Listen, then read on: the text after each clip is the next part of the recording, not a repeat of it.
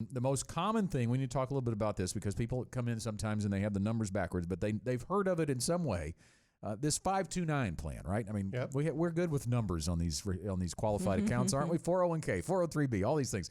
There's a 529 plan. Arkansas has one. The state of Arkansas has one where your contributions up to $10,000 a year are tax deductible off of your state income tax, which is a highly valuable tool there. And then when you take that money out for qualified educational expenses, which there's a pretty wide range of things that falls under, which, by the way, does include before college. You can actually pay you can pay high school, private school tuitions with that money as well. All sorts of reasons, but it does have to be a qualified educational expense. But if you do that and it falls in those parameters, you can take it out tax-free, and there's a great value in that. There is a great value in that. I think the real pivot point is whether that child is going to go to college or not. Because if they don't go to an institution that has those qualified expenses, then you get hammered with a 10% penalty for taking it out for something other than those qualified expenses. And so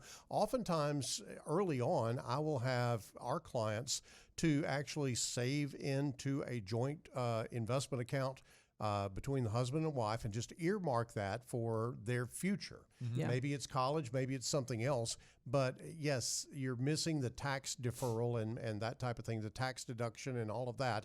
But you're also not getting hit with a penalty if that child doesn't go to college. And so there's a lot of pivot points, I'll call it, in that discussion. And oftentimes, parents really do want to have more control over that money so they don't save a bunch and then it all kind of go for naught. Yeah. Now, the other benefit of that is if one child doesn't use it, you can transfer it down to another child. That's exactly right. So there's some flexibility there as well, but it does have to be a qualified educational expense. The other thing I'll point out, too, because Tim Key, who I work with here in the West Little Rock office, and myself, we're using the 529, and we did not start it early.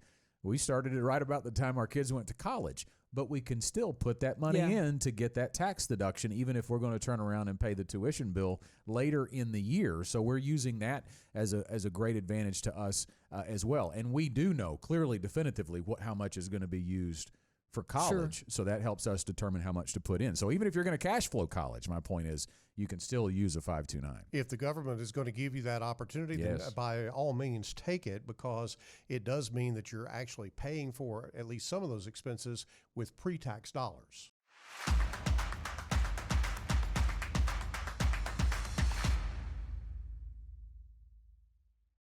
Want more content like this delivered to your inbox weekly? Visit fastest4.com to learn more.